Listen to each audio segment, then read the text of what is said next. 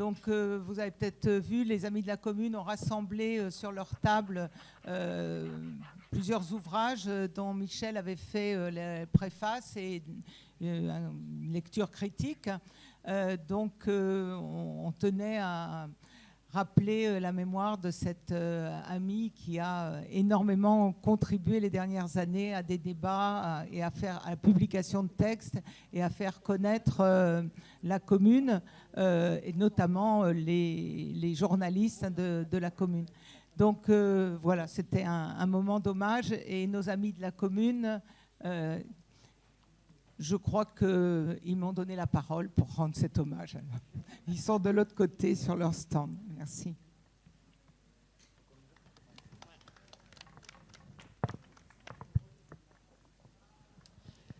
Allez, on commence. Alors merci à toutes et à tous d'être présents pour cette dernière table ronde consacrée cette fois aux mutations profondes du paysage médiatique. Pierre Laurent le disait là tout à l'heure, il faut réouvrir le débat avec les journalistes. Et oui, nous le partageons, c'est fondamental et nous le faisons aujourd'hui en leur laissant la parole, d'autant plus que des rotatives aux algorithmes, des kiosques aux réseaux sociaux, jamais l'information n'a circulé aussi vite, sous autant de formats et avec autant de contraintes et d'attentes. Aujourd'hui, chacun peut produire, peut partager, commenter l'actualité en temps réel. Et dans ce flux d'informations continue, une question demeure. Comment continuer à raconter, à vérifier, à hiérarchiser l'actualité dans un environnement devenu à la fois saturé et traversé par ce qu'on pourrait appeler des désordres informationnels? C'est ce que nous allons explorer ensemble.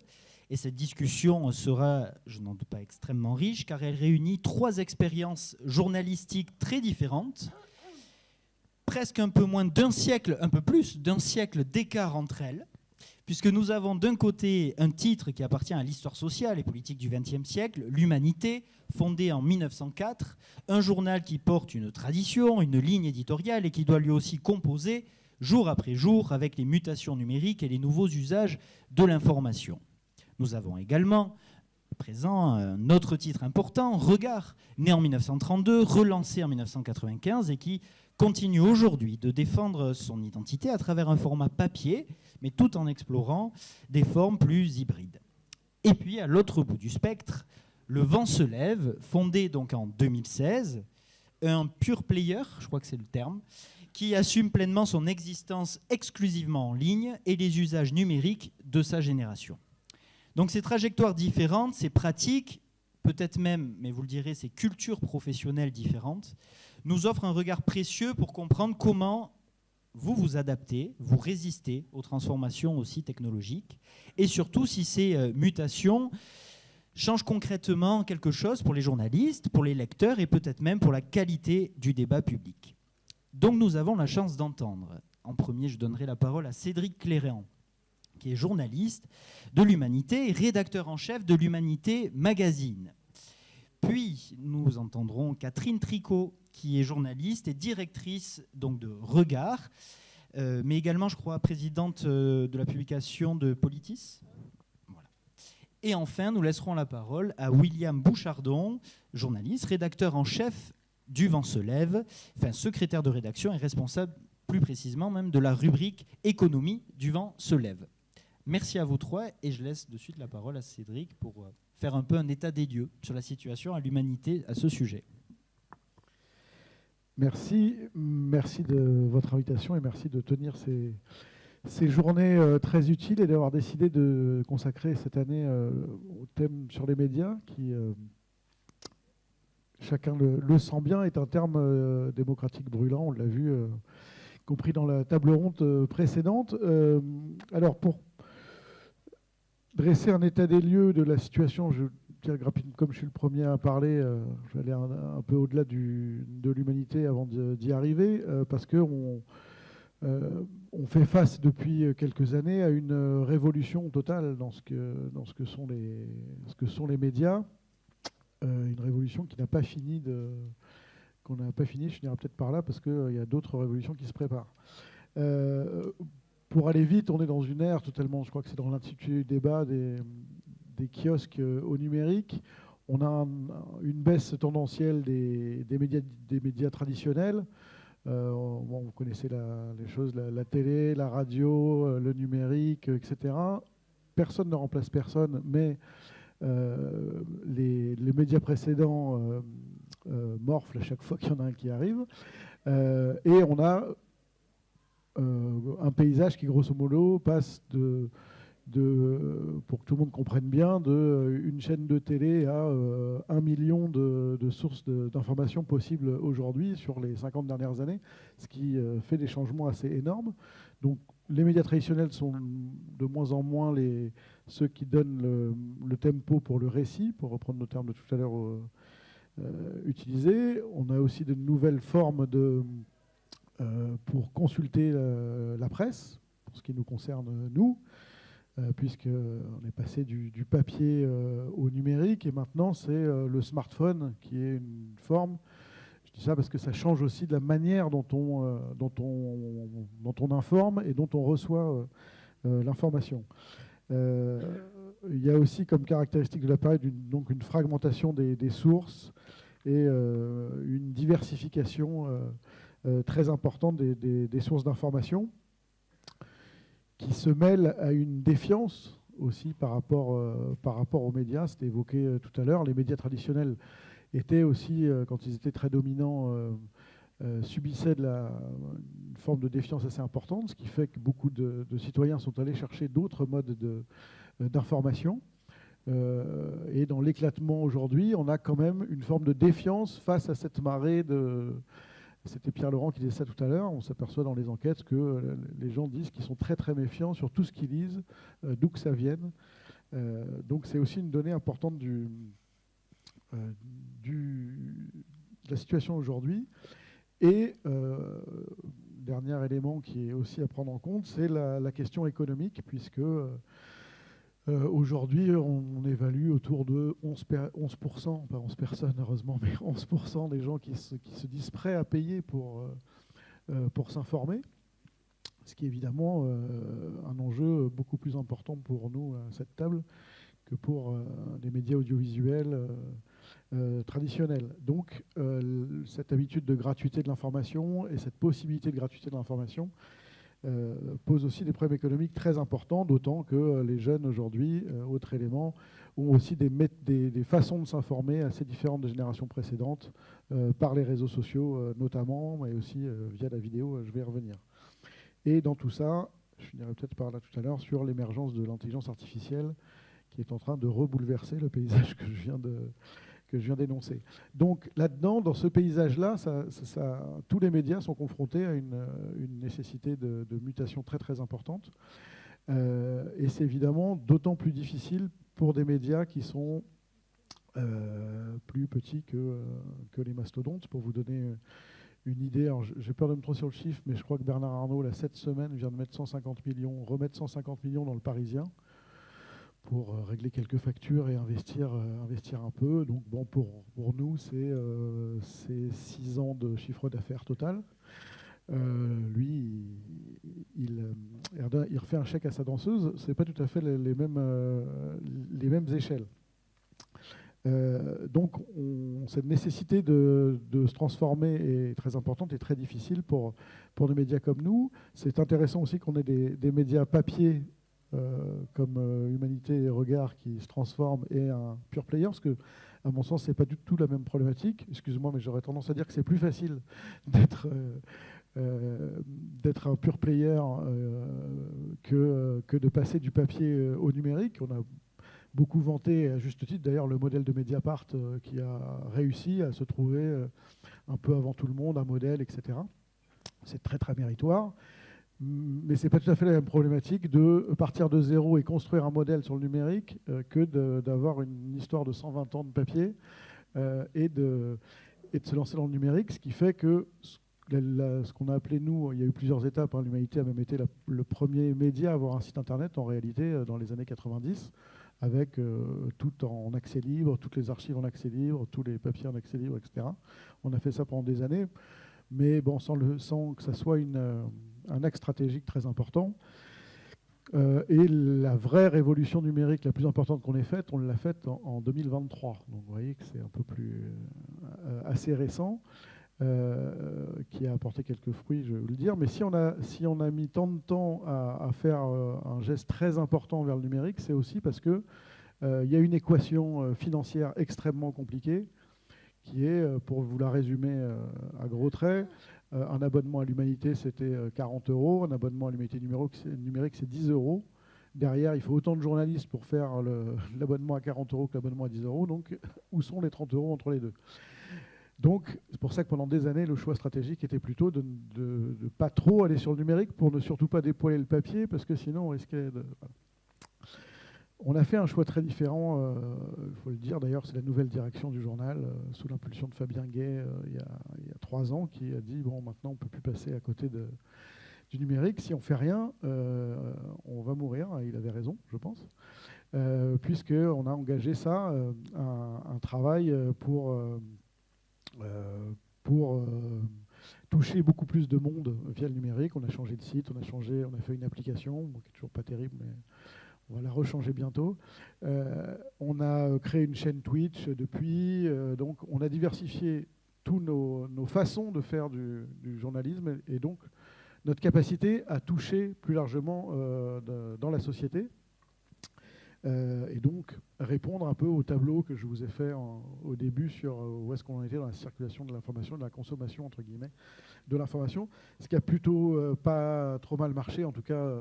point de vue de l'audience. Pour vous donner une idée, le site internet de l'UMA jusqu'à 2021-2022, on était entre 1 million et 1,2 million mensuels. Là, les derniers chiffres d'octobre, c'est 6 millions. Donc, on a fait un bond assez intéressant quantitativement. Ça, c'est la fréquentation du site. Et ensuite, il y a des vidéos qui n'existaient pas, qui sont aujourd'hui vues, certaines à plusieurs millions d'exemplaires. Pas d'exemplaires, de fois, pardon, oui, vous voyez, encore des vieux réflexes, des millions de fois. Et de ce qu'on peut mesurer dans l'audience, il y a aussi un rajeunissement très important des lecteurs, évidemment, dans tous ces lecteurs-là. Oui, ce que je n'ai pas dit aussi, ça nous a permis aussi, ça, donc là, en termes d'audience, en termes plus concret, la courbe des abonnés s'est inversée, puisque nous regagnons des abonnés depuis 1 an et demi. Et donc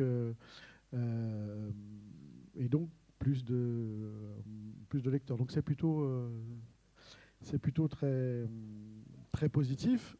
Reste une question très importante financière, très importante, à laquelle on est confronté. L'Humanité, comme tous les titres de la presse indépendante, tout ça nécessite des investissements importants. Et bon, la spécificité de l'Humanité, c'est de faire un quotidien tous les jours, un hebdo. Un quotidien tous les jours, oui, mais c'est pour appuyer sur le fait qu'il faut faire un quotidien tous les jours, et il faut faire un quotidien tous les jours, je le redis. Un quotidien, un hebdo, un site internet, une chaîne vidéo, et donc là, on est sur ces 4 formats-là, en ayant beaucoup progressé sur 2 d'entre eux, depuis 3 ans, pratiquement, c'est pas tout à fait vrai, mais pratiquement à effectif constant à l'humain.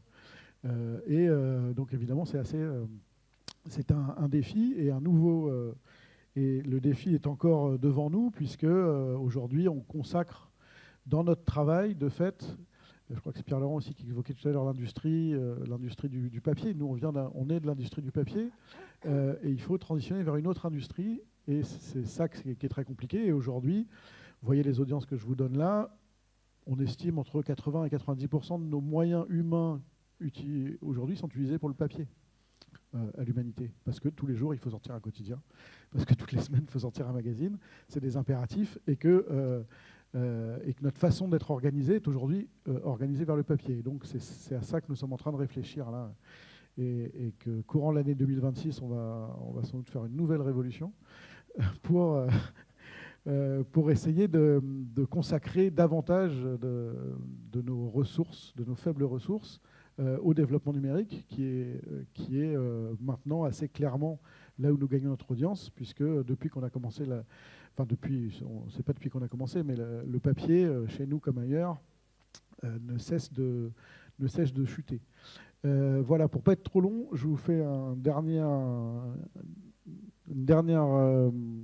intervention un dernier point, pardon, sur les défis qui sont devant tout le monde. Donc là, je vous raconte comment nous on se transforme, mais en fait, l'intérêt de tout ça, c'est de pouvoir diffuser un contenu original, vérifié, une information fiable, et d'être dans ce paysage un repère sur la question sociale, sur la question politique, sur la fiabilité de l'information, qui est un enjeu extrêmement important, d'autant que, on en reparlera peut-être tout à l'heure, mais il y a l'intelligence artificielle qui arrive et qui va bouleverser beaucoup de choses. Donc avant de venir, j'ai demandé, parce que j'entendais tout à l'heure une intervenante qui disait que l'intelligence artificielle va chercher sur les sites internet les informations, et donc finalement elle n'a fait que reproduire. J'ai demandé à l'intelligence artificielle de me trouver des exemples où l'humanité a débunké des fausses informations qui circulaient. Et l'IA m'a répondu que l'humanité, contre les fausses informations, avait créé une cellule de fact-check qui échafaude systématiquement la géolocalisation d'images à Gaza, par exemple, en 2024, ou le recoupement avec Reverse Image Search de la presse locale. En mars 2024, il y a aussi une enquête de l'Humanité qui a corrigé des clichés trompeurs lors des manifestations anti-immigration. Et ce reportage a d'ailleurs été repris par Le Monde, Le Figaro et les réseaux sociaux. Et troisième exemple, durant un live Instagram sur la crise du logement en 2025, la rédaction a utilisé YouTube et Google Maps pour vérifier une scène filmée à Montreuil qui s'est avérée être datée de 2021. Donc ça, c'est 3 exemples de travail que l'humanité a fait pour débunker. Ces 3 exemples sont tous faux et ont été totalement inventés par l'intelligence artificielle. Donc tout ça pour vous dire que quand vous demandez, là en plus, évidemment l'exemple, j'ai fait un peu exprès, il est un peu ironique, on lui demande sur des fausses informations et elle en produit elle-même, c'est-à-dire que ça n'a aucune... Après je lui ai demandé, je lui ai dit mais tu m'inventes, tu les as inventés. Il me dit oui, tout à fait, veux-tu que je te donne des faits réels? Oui, j'aimerais bien.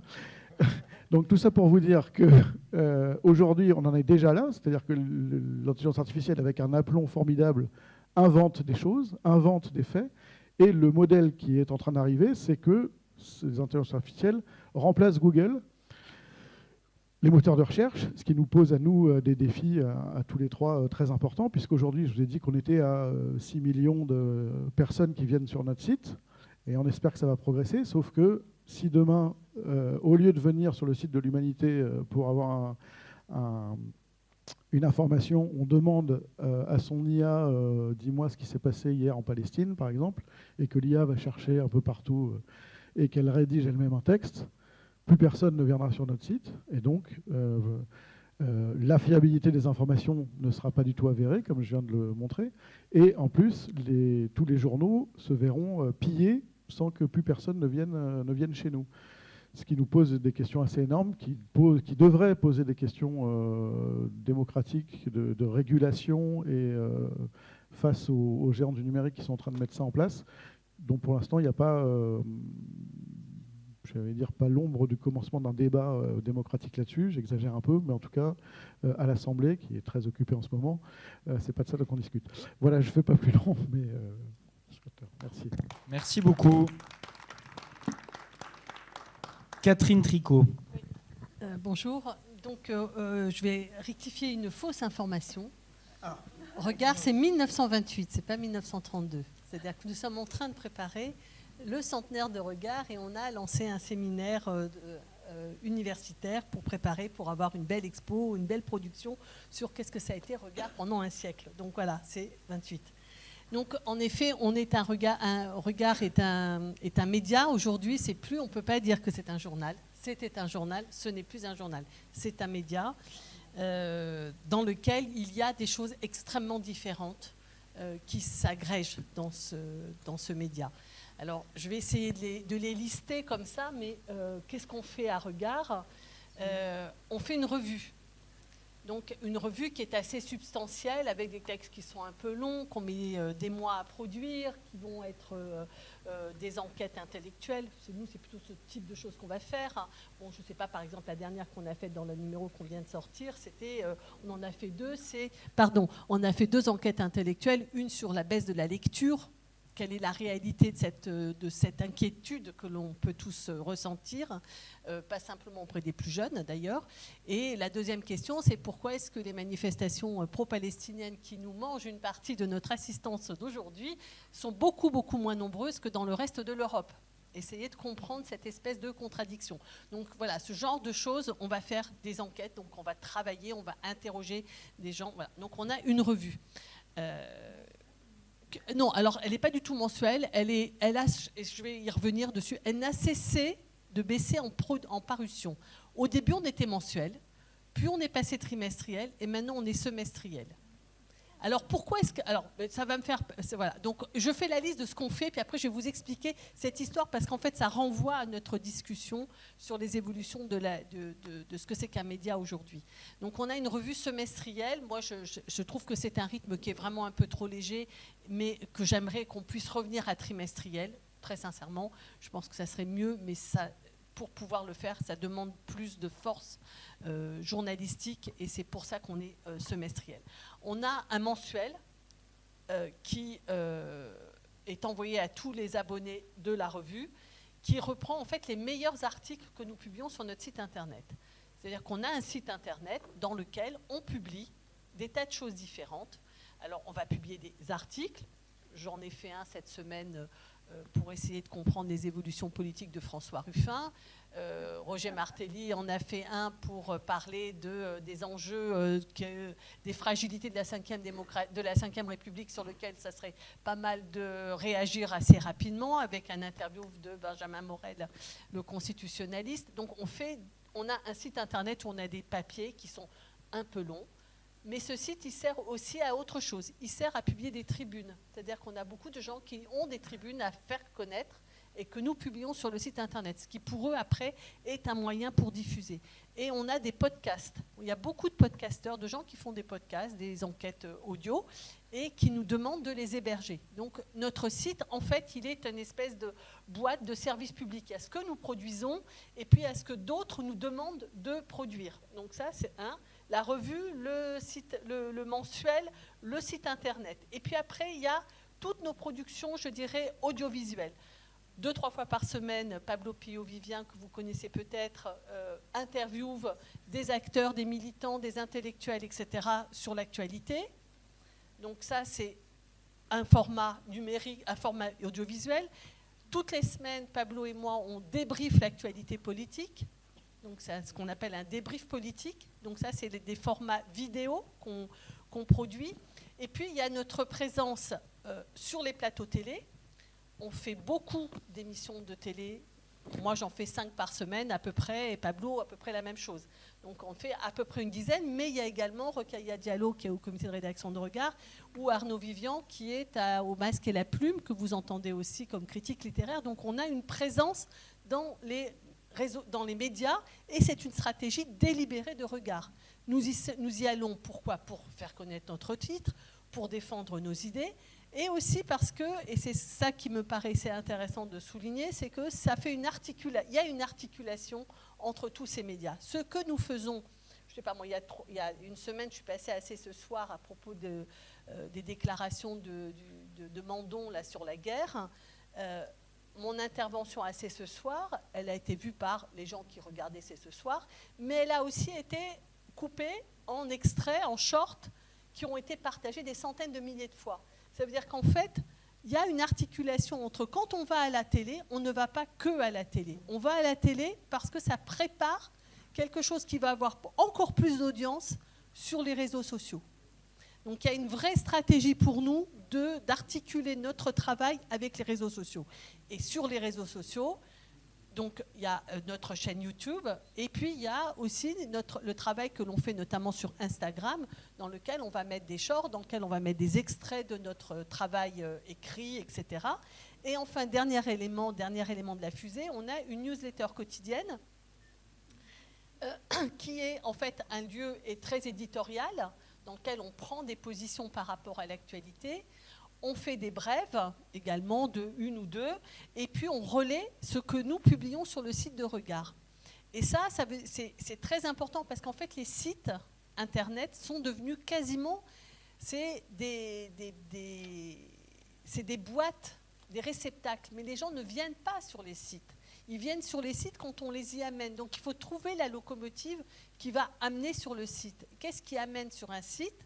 Éventuellement, c'est Instagram. Et puis, pour nous, pour ce qui concerne Regard, on a vraiment vu l'impact pour notre site de notre newsletter.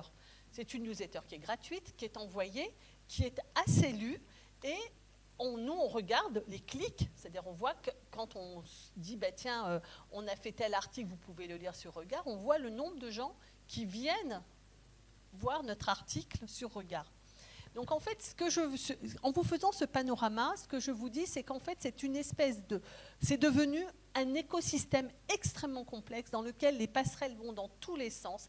Et c'est aussi parce que j'ai fait une newsletter sur la déclaration de Mandon que Soir 3 m'a demandé de venir, et donc, pas Soir 3, c'est ce soir, et que donc mon intervention sur C'est ce soir est devenue virale sur YouTube. Vous voyez ce que je veux dire, c'est que c'est un truc qui marche dans tous les sens. Il n'y a pas une hiérarchie très instituée comme elle était auparavant, dans lequel on écrit des livres qui sont digérés par des revues, qui sont digérés par des journaux et qui arrivent au lecteur. Ce n'est absolument plus comme ça que ça fonctionne. C'est-à-dire qu'il y a, voilà, j'espère vous avoir fait toucher du doigt par la diversité de ce que nous faisons, un truc dans lequel on ne sait pas ce qui est la poule et l'œuf, mais en tout cas, tout ça, ça circule dans tous les sens. Ce que l'on dit se retrouve là, puis repart là, puis revient, puis ça fait ça, etc. Voilà. Donc, ça m'amène à vous dire, donc, nous, la part du papier, de la revue, a réduit. Par contre, la part de l'écrit n'a pas du tout diminué. Au contraire, la newsletter, qui est du papier, de l'écrit, qui n'est pas du papier, mais qui est de l'écrit, elle a progressé. Elle nous a vraiment amené à produire. On écrit beaucoup plus aujourd'hui que nous n'écrivions avant, mais on l'écrit à travers un autre support qui est la newsletter, alors qu'avant, on n'écrivait que sur du papier, au mieux une fois par mois. Le plus qu'on ait fait, c'était un mensuel, alors que là, on fait une newsletter tous les jours. Donc en fait, on écrit plus, mais on écrit moins pour un format que l'on connaît. Et qu'est-ce que c'est que la différence pour moi? Et ça, c'est une discussion que chaque fois que j'ai des journalistes de l'UMA, je les interroge sur ça, ou avec Politis, puisque je suis aussi directrice de publication de Politis. En fait, le papier, ça ne représente pas simplement un coût d'impression, de distribution, c'est un coût extrêmement élevé parce que vous avez 24 pages ou 48 pages qui doivent être absolument remplies du début à la fin. Donc ça demande un travail de secrétariat de rédaction pour couper si c'est trop long, alors que quand on fait du numérique, on s'en fiche complètement de la longueur. Ça a une importance parce que si c'est trop long, les lecteurs ne nous lisent pas. Donc moi, je ne suis pas d'accord avec l'open bar complet sur le numérique. Mais en tout cas, il y a des contraintes physiques au format papier qui fait qu'on doit remplir toutes les pages. C'est 24 et ce n'est pas 23. Donc il faut absolument tout remplir. Il faut remplir dans des cadres qui nous sont imposés. Et ça demande, en fait, c'est une contrainte très très lourde, alors qu'en fait, nous, à Regard, sur notre site internet, on publie quand on a envie. Et on publie ce que l'on veut. Et on décide chaque jour si c'est un petit papier ou un long papier. Est-ce qu'on va faire 10 000 signes ou est-ce qu'on va en faire 3 000 ? Vous voyez ce que je veux dire ? La contrainte physique est une contrainte, quand tu disais tout à l'heure 90% des forces sont pour le papier, c'est parce qu'en fait, le papier engendre des contraintes pour les journalistes qui sont de longueur très précise, de format très précis. Et puis on sait que dans cette page-là, il faut une brève, deux brèves, trois brèves, et puis un petit encadré, et puis un truc, puis un machin, ce qui n'existe pas sur Internet. Donc on a beaucoup plus de liberté. Donc je pense que c'est vraiment une autre façon de travailler que de faire le choix d'être sur le papier que l'on transmet sur Internet, ce qui a été le choix de à peu près tous les journaux. Ils font des journaux et ils mettent sur Internet leur format pour les rendre accessibles à des gens qui ne sont abonnés que sur le numérique. Mais je pense que ça reste une contrainte, par exemple, que Mediapart n'a pas. Mediapart fait ce qu'il veut. Chaque jour, ils publient ce qu'ils veulent comme nombre de papier, comme longueur de papier. Il n'y a pas de contrainte. Alors, par ailleurs, les contraintes, comme chacun sait, comme tous les artistes le savent, la contrainte, c'est parfois intéressant. Ça vous oblige, ça oblige aussi à faire ceci, cela.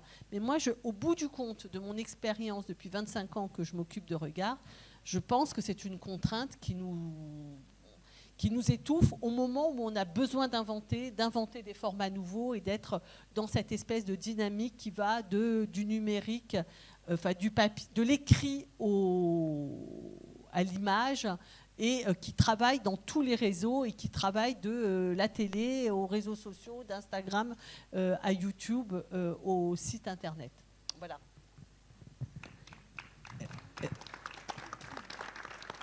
Peut-être qu'après tu pourras revenir ce que ça implique sur le modèle économique aussi, mais bon, on en reparlera. On en reparlera après. Oui. Alors William Bouchardon, pour Le Vent se lève, on te laisse la parole aussi pour présenter un petit peu ce média et son histoire. D'abord, merci beaucoup pour l'invitation. Et alors, peut-être d'abord, je voudrais dire que je suis tout à fait d'accord avec ce qui a été évoqué par les deux autres personnes présentes ici à cette table ronde. C'est aussi des choses que je souhaitais aborder. Peut-être vous présenter d'abord Le Vent se lève pour celles et ceux qui ne le connaîtraient pas. Alors nous, on ne va pas fêter notre centenaire, mais l'année prochaine, nos 10 ans. Donc on s'est créé fin 2016 et sur un modèle exclusivement en ligne, même si, j'y reviendrai peut-être plutôt à la fin, on se pose aussi des questions sur cette organisation-là et l'intérêt d'avoir des formats physiques, notamment papier. Donc on s'est créé exclusivement en ligne. À l'époque, donc 2016, finalement, il y avait déjà des médias en ligne, notamment des médias indépendants. Vous avez cité par exemple le cas de Mediapart, qui est souvent cité parce que c'est un peu une référence dans le domaine en France, puisqu'ils ont quand même réussi à trouver un modèle par abonnement qui fonctionne. Ils ont plus de 230 000 abonnés, mais ça reste en fait une exception, puisque malheureusement, pour un ou deux gros acteurs comme Mediapart, de la presse indépendante exclusivement en ligne, il y en a beaucoup d'autres qui sont dans une situation bien plus fragile, dont on fait partie. Pour le Vent se lève, on a choisi d'aller sur le format numérique exclusivement sur ce format-là, pour plusieurs raisons. La première, et ça a été déjà évoqué au cours des interventions précédentes, c'est la liberté, la simplicité et le coût finalement bien plus réduit que permettent les outils numériques. C'est-à-dire que c'est assez simple d'acheter un nom de domaine, de concevoir un site internet, de payer un abonnement à un service comme WordPress qui permet ensuite de... avec ces trois outils, si vous avez un nom de domaine, une interface pour poster et une architecture web, un site internet, vous pouvez commencer à avoir votre propre média. Ça, c'est pour la base. Après, ça suppose effectivement de l'alimenter et du coup de produire du contenu. En l'occurrence, le web permet aussi des choses intéressantes, c'est-à-dire que, évidemment, pour remonter à une période plus ancienne, mais si on prend par rapport il y a 30 ans, c'est sûr que simplement le web de manière générale permet de faire des recherches beaucoup plus vite, plutôt que d'aller dans les bibliothèques, de demander des contacts, quelqu'un qui aura le contact de quelqu'un, et ainsi de suite, etc. Voire même aussi tout simplement pour obtenir des entretiens, avoir des échanges avec tout un tas de personnes. C'est quand même bien plus facile aussi de le faire par Internet plutôt que de parfois se rendre sur place, mais ce qui amène aussi des inconvénients, parce que ce n'est pas la même chose d'avoir quelqu'un en visio, en interview pendant 1 heure, qui peut dire des choses tout à fait intéressantes par ailleurs, et d'avoir la même personne, la même interview, mais en se rendant sur place et en étant immergé dans une certaine ambiance. On parlait tout à l'heure dans la précédente table ronde beaucoup de pratiques journalistiques qui mettaient en avant la lutte sociale notamment, par exemple l'exemple de Lorraine Cœur d'Acier. Et ben, même si bon, ce que disait l'historienne qui en parlait, c'était quand même aussi que finalement il faisait beaucoup il disait que c'était une radio très casanière, qui restait beaucoup dans leur studio, mais malgré tout, aller sur le terrain reste toujours très très important et évidemment à un coût. Évidemment, je souscris tout à fait à ce qui a été dit juste avant, aussi sur la grande liberté qu'offre le web sur les formats de publication. Nous, typiquement, on a choisi de faire des formats plutôt longs qui permettent de faire de l'analyse de fond et de poser des questions dans la longueur, pour plusieurs raisons, à la fois parce qu'effectivement le web le permet et sans être sur un calibrage de signes prédéfini qui peut être un petit peu qui peut nous cadenasser finalement, même si, et je souscris aussi à ce qui a été dit, faire des papiers beaucoup trop longs, c'est évidemment perdre les lectrices et les lecteurs, donc il faut toujours y rester très attentif à cette articulation entre les deux, d'autant plus sur un format numérique où en fait quand les gens sont sur peu importe l'appareil, mais un téléphone, un ordinateur, une tablette, la distraction est omniprésente avec toutes les notifications qu'on reçoit, avec les publicités éventuellement, etc., les messages. Et donc, si on veut maintenir le lecteur, la lectrice en haleine, et ça suppose dès le début de faire des contenus qui attirent. Et c'est la même chose sur les canaux de diffusion, puisque vous le disiez, aujourd'hui, il n'y a pas grand monde qui va directement sur le site internet d'un média pour s'informer. Alors, pour des médias de référence, ça arrive encore que les gens, par exemple, ouvrent leur application du Monde parce qu'ils en ont l'habitude, etc. Mais de manière plus générale, et surtout chez les jeunes générations, c'est plutôt, on va avoir quelque chose qui est diffusé sur les réseaux sociaux, en particulier sur le format vidéo, qui est très mis en avant par les différentes plateformes. Et après, éventuellement, ça peut mener de fil en aiguille à aller consulter un compte, etc. Et peut-être un jour d'ouvrir un lien vers, qui sait, un texte écrit, cette information sous un format archaïque, mais qui pourtant reste très importante, et qu'on a choisi, nous, au Vent se lève, de privilégier le format écrit aussi, parce que là encore, c'est des formats qui ont un coût relativement faible comparé notamment à la vidéo, même si on en propose aussi parce que ça répond à une demande et que c'est très intéressant aussi de pouvoir voir les personnes directement interagir par rapport à une interview qui par exemple pourrait être tronquée pour qu'elle corresponde mieux aux standards d'expression qu'on peut avoir à l'écrit. Pour vous dire aussi sur le Vent se lève quelques autres choix que nous avons faits. Donc je disais on a choisi d'aller sur des formats assez longs aussi parce que à l'époque où on s'est créé, il y avait déjà un certain nombre de médias en ligne importants, mais depuis, et c'est tant mieux, il y en a encore plus de médias indépendants et notamment de médias indépendants plutôt orientés à gauche. Et du coup, il y a évidemment une compétition aussi pour l'attention, pour les lecteurs, et puis pour le financement que ça peut amener. Alors après, je viendrai sur les différents modèles de financement, puisque les différents médias indépendants n'ont pas toujours les mêmes modèles économiques. Mais du coup, dans toute cette sphère, eh bien, on est souvent aussi en compétition, et c'est pour ça que des initiatives qui émergent, il y en a 2 récemment là, qui sont en train de se structurer pour fédérer des médias indépendants. C'est à la fois très souhaitable et c'est aussi pour ça que c'est aussi difficile, c'est parce que finalement souvent on s'adresse à peu près au même lectorat qui nous dit travaillez ensemble, moi j'ai pas envie d'avoir 15 abonnements différents, etc. Mais en même temps, oui, mais il faut aussi ça pose des questions financières, de visibilité, etc., qui sont très lourdes. Donc ce sont des discussions compliquées. Et nous, justement, on a aussi fait le choix de parler assez peu de l'actualité brûlante, tout simplement parce que, en fait, d'autres le font mieux que nous, parce qu'ils ont des moyens bien plus importants. Nous, pour vous donner des ordres de grandeur. On est dans la rédaction au jour le jour à superviser tout le fonctionnement du site. On est une dizaine et on est tous bénévoles. Ensuite, il y a une centaine de contributeurs qui, de près ou de loin, travaillent, écrivent des articles, nous proposent leur aide pour de la traduction, pour de l'aide technique, pour aussi des événements qu'on organise, etc. Mais évidemment, on reste une toute petite structure.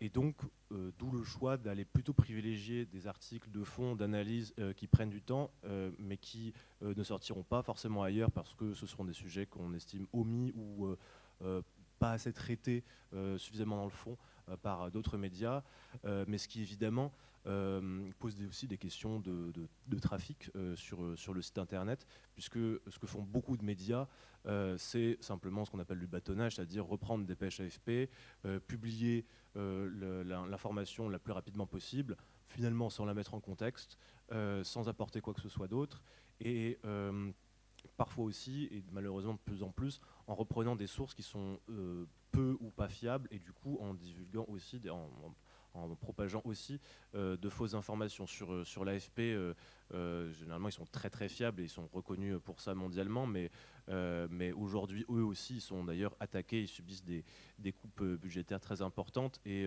aussi du fait d'accords qu'ils ont passés avec des outils d'intelligence artificielle. Peut-être pour compléter un petit peu le propos, je voulais aussi dire que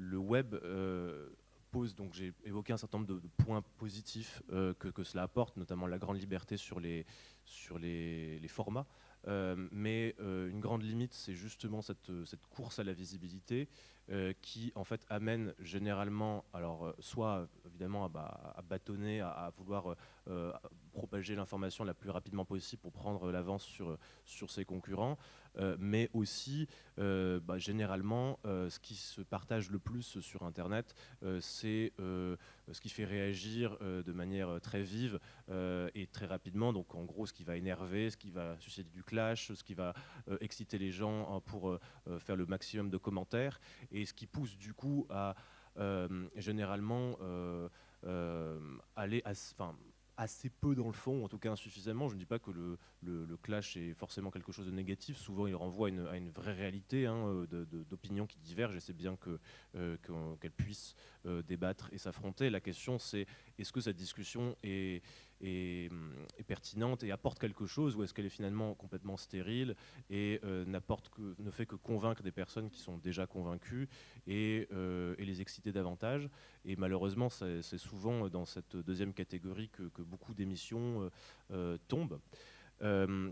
De manière plus générale, pour Le Vent se lève, les réseaux sociaux nous ont beaucoup aidés à nous faire connaître, puisqu'au départ, on n'était pas du tout connus. On a eu la chance, et ce n'était pas non plus complètement anodin, c'était réfléchi de notre part aussi, de nous lancer au moment de la campagne présidentielle de 2017, où à un moment où finalement les Françaises et les Français sont plus friands d'actualité et de questionnement politique qu'à d'autres périodes, ce qui nous a pas mal aidés.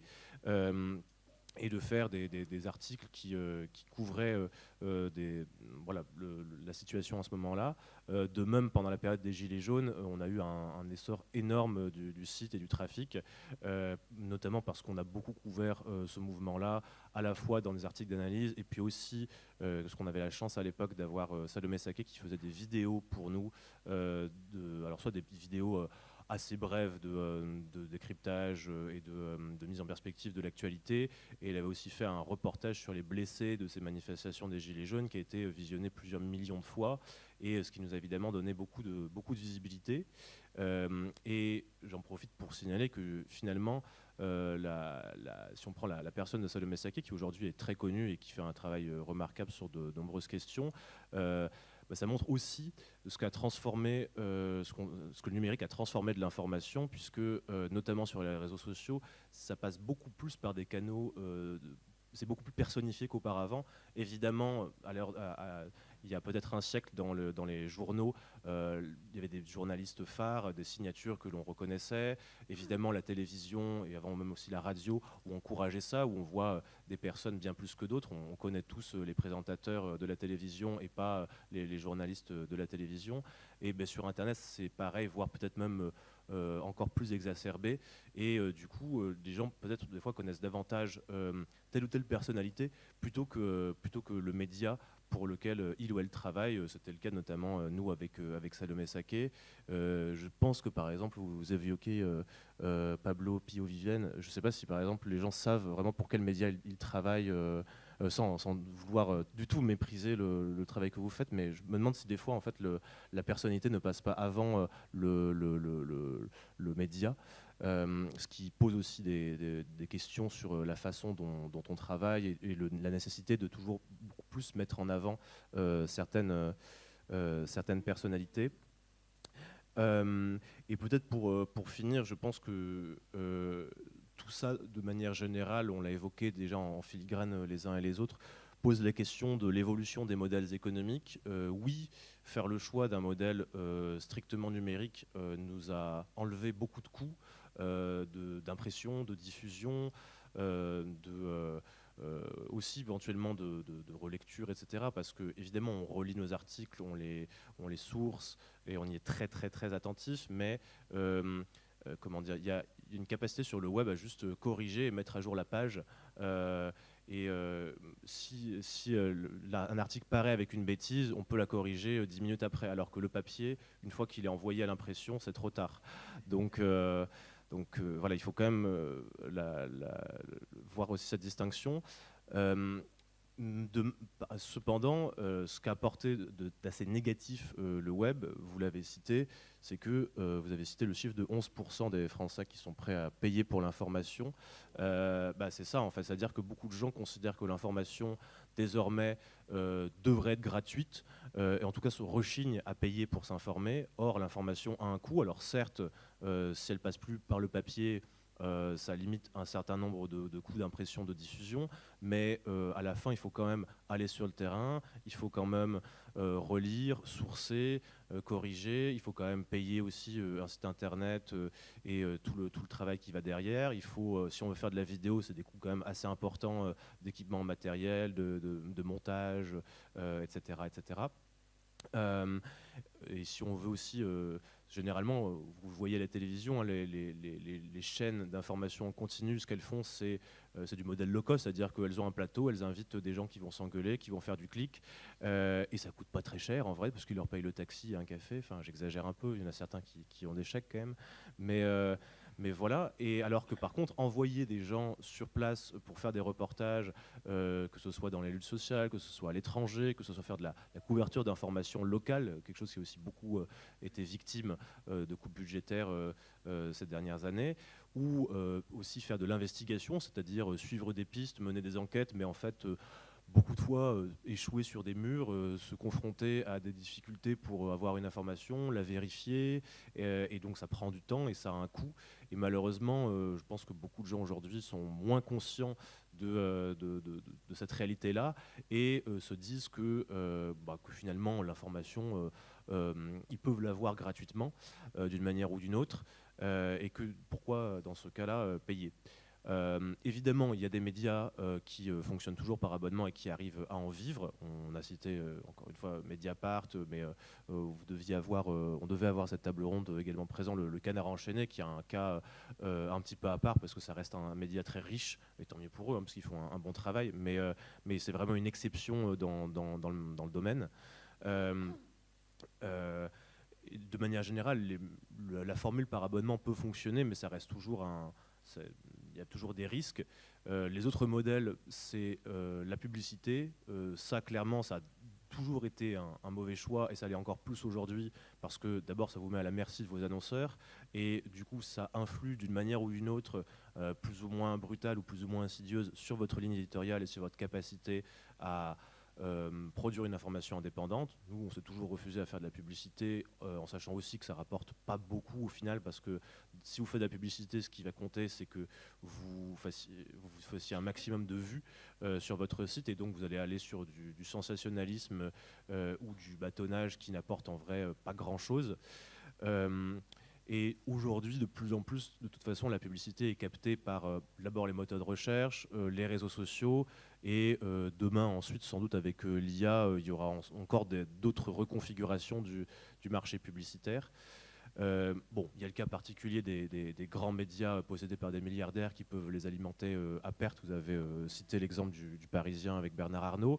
Quand nous trois autour de cette table, on veut une information indépendante et libre, donc c'est pas du tout notre cas. Et sinon, il y a un dernier modèle qui est le modèle que nous, au Vent se lève, nous avons choisi, et c'est le cas d'un certain nombre de médias indépendants en ligne, qui est celui de faire uniquement appel aux dons, qui est un modèle assez fragile lui aussi, mais qui peut fonctionner. Si vous prenez un site comme Reporter, par exemple, qui lui fait de l'information surtout sur des enjeux environnementaux et qui est entièrement gratuit, ils vivent exclusivement, quasi exclusivement, ils ont peut-être quelques aides publiques, des dons. Et ça fonctionne. Si on prend des exemples comme Street Press aussi, c'est le cas. Nous, on a fait ce choix-là, donc chaque année, on fait des campagnes de dons, ce qui nous permet de financer nos actions. Et bon an, mal an, ça peut fonctionner. Dans notre cas, ça fonctionne aussi parce qu'on est un média où on est bénévole, donc c'est-à-dire que notre temps de travail à nous, qui travaillons sur le site, qui rédigeons des articles, etc., n'est pas rémunéré. En revanche, tout l'argent qu'on lève sert à financer des reportages, à acheter du matériel, à payer aussi l'entretien du site, etc., à organiser des événements, etc. Et je finirai peut-être juste, désolé si je suis un peu loin, sur quelque chose auquel on est très attaché et qui va avec ce côté bénévole pour le Vent se lève, c'est-à-dire que c'est à la fois un choix contraint par des limites budgétaires, puisque évidemment qu'on aimerait au sein de notre rédaction pouvoir en vivre, mais étant donné les équilibres économiques de la profession, c'est compliqué. Mais la façon dont on l'a fait, dont on a pensé le projet et dont on continue de le faire vivre, c'est que c'est bénévole, mais l'objectif étant de faire un contenu de grande qualité et aussi de se former.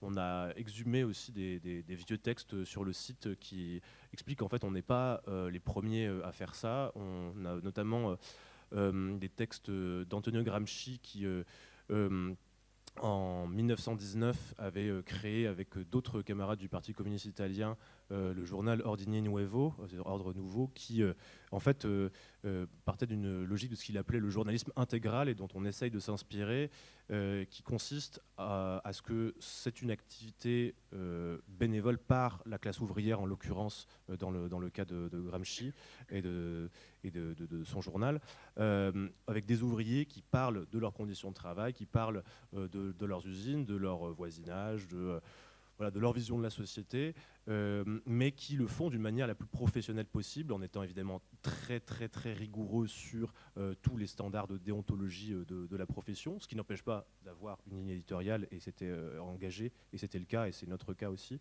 Et dans notre cas, en fait, on fait régulièrement aussi des ateliers de formation gratuits avec des gens qui candidatent et qui ensuite, en fait, à la fois acquièrent des compétences puisqu'on les forme à ce que ça veut dire faire du journalisme, aux techniques pour créer de l'information, pour récolter, pour écrire, etc. Et qui ensuite, pour un certain nombre d'entre eux et d'entre elles, deviennent des contributeurs à notre site. Donc on a réussi à créer finalement cette dynamique qui, je pense, est assez positive pour se réapproprier de manière populaire les médias. Merci beaucoup William Bouchardon et merci donc à vous trois. Je vous propose, je pense qu'il y aura pas mal de questions, donc n'hésitez pas à lever la main, on va essayer d'en prendre quelques-unes, si possible de faire même un deuxième tour de table, mais n'hésitez pas à lever la main et poser vos questions. Oui, vas-y Louise.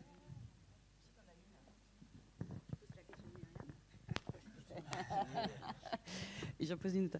Non, elle posait, parce que c'est vrai qu'on n'a pas du tout parlé du... Vous savez, dans les années 90, il y avait les journaux gratuits.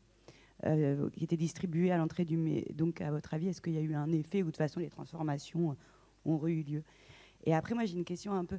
Je veux bien, Catherine, que tu expliques un peu combien vous êtes et le modèle économique. Et est-ce que vous êtes payé quand vous allez à la télé, par exemple? Est-ce que ça rentre du modèle économique? Cédric, est-ce que... je me dis que c'est... Mais l'idée, là, tu sais, les correspondants de l'UMA, est-ce que vous, dans une... peut-être que tu ne vas pas dévoiler ce que vous allez... La révolution de l'année prochaine. Après, j'imagine que ça sera dur à traiter, mais est-ce que ça peut... Il y a une idée de faire revenir, en partant... de ramener vraiment des vidéos, de remettre des correspondants un peu partout sur le territoire qui pourraient être bénévoles et donc d'avoir aussi de la ressource humaine bénévole qui aide sur le contenu. Et toi, tu as dit que dans l'absolu, vous préfériez avoir les moyens d'être payé. Mais ça se passe donc concrètement, combien de temps vous y passez de temps et combien de temps tu restes dans le temps? Enfin, tu vois, parce que comme tu as dit que c'était pour se former, etc. Et donc, comment tu as une pérennité aussi des équipes quand c'est en mode bénévole et que, donc il n'y a même pas un salarié, quoi. Il n'y a pas quelqu'un qui... Voilà. Merci Louise, et qui connaît bien ces questions du fait aussi de gérer... Oui, il y a un des salariés. Voilà. Silo Mag de la Fondation Gabriel Péri. Alors, il y avait une question ici. Claire? Non, mais on va voilà. Oui. Tout le monde pourra poser. Vas-y. Oui, merci pour vos interventions très intéressantes. Même question pour le modèle économique de Regard. Une autre question en forme de boutade. Donc, si je comprends bien, vous êtes tous des ouvriers, puisque vous vous réclamez de Gramsci. Non, c'est une boutade. Une question plus sérieuse, c'est par rapport à la question du numérique. Est-ce que vous avez une réflexion? Alors, évidemment, elle va dépasser votre cadre, et j'en suis bien consciente, mais c'est quand même l'impensée générale. C'est la question de la liberté par rapport aux hébergeurs et aux moteurs de recherche qui me semble, dans un contexte actuel, et surtout celui des GAFAM, extrêmement important, sans oublier quand même le changement climatique. Bien que je sache qu'évidemment, le modèle papier obéit aussi à un modèle économique qui est celui de l'économie du bois, etc., etc. Mais enfin, quand même, dans l'économie du bois, on utilisait une partie du bois qui, justement, ne sert pas, enfin, qui n'est pas le bois noble, etc. Bon. Une dernière chose, c'est qu'au fond, le modèle papier auquel je tiens beaucoup, et je suis une lectrice de longue date de l'Humanité Dimanche, devenue Humanité Magazine, peut-être que tu pourras dire brièvement pourquoi il y a eu ce changement de titre. Il y a dans le modèle papier deux choses. Alors, je plaide pour la question du regard, c'est-à-dire quand on lit en ligne, William l'évoquait de façon très intéressante, c'est que on est sans cesse distrait. Il y a une économie de la distraction. Alors, évidemment, le modèle papier échappe, bien sûr, on peut être distrait parce qu'on peut regarder à l'extérieur, etc. Mais enfin, ce n'est pas du tout la même distraction, le même arrachement à la lecture que produit ce modèle en ligne, première chose. Ensuite, visuellement, c'est-à-dire qu'on n'a pas du tout le même rapport à l'objet. C'est-à-dire que quand on a une page ou quand on lit et qu'on passe les pages, c'est pas du tout le même rapport subjectif et donc intellectuel à la chose qu'on est en train de lire. Et donc ça change, c'est-à-dire qu'on est quand même agi par les objets ces objets techniques qu'on utilise. J'ai un peu perdu le fil de ma question. Pardon, j'ai été emportée par cette histoire et je ne veux pas trop monopoliser la parole. Bon, ça va me merci revenir, Claire. excusez-moi. Vas-y. Ouais. Oui, ma première question désespérée tout à l'heure, c'était la fameuse newsletter. Parce que moi, je suis abonnée à un certain nombre de newsletters. Mais je ne sais pas comment on peut être informé sans aller sur le site ou sans connaître. Si vous voulez, moi, je vous connais surtout par regard, parce que depuis longtemps, je connais cette revue. Je vous connais parce que je vous vois sur Arte. Hein. Mais je n'aurais jamais pensé que vous aviez aussi un newsletter et qu'on pouvait aussi suivre, voyez. Tandis que Mediapart, on s'abonne. Moi, je suis sur le Guardian, je m'abonne. Et tout ce qui est de dire on clique, comme le vent se lève, ou on clique et on va avoir quelque chose de gratuit, je trouve que c'est un leurre. C'est ce que vous disiez sur le plan environnemental. Aller à chaque fois prendre une info sur Internet, ça coûte non seulement au niveau de l'environnement, mais ça coûte aussi parce qu'on va dans le système capitaliste, parce que tout ce qui est Google, tout ce qui est YouTube, tout ce qui est diffusé, même vous cliquez, vous ouvrez votre écran, vous avez 5 ou 6. Pourtant, je suis sur un moteur apparemment Mozilla, Firefox, Lilo. C'est des trucs qui sont un petit peu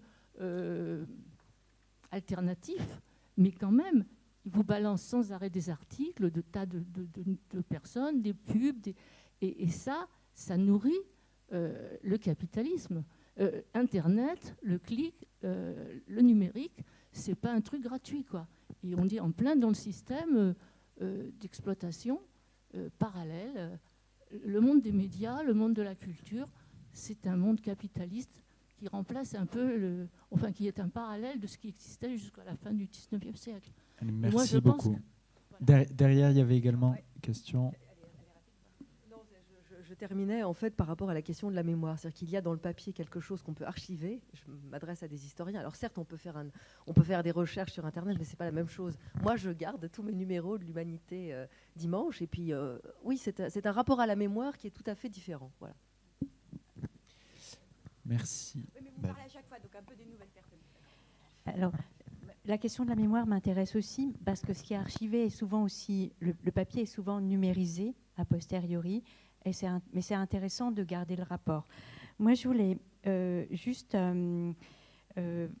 poser le point central de la fiabilité de l'information parce qu'aujourd'hui, par différents médias, je dirais que les publics, les lecteurs, ont besoin d'abord de la fiabilité des sources et d'une information fiable et d'être réellement informé, et ça reste tout de même le point central.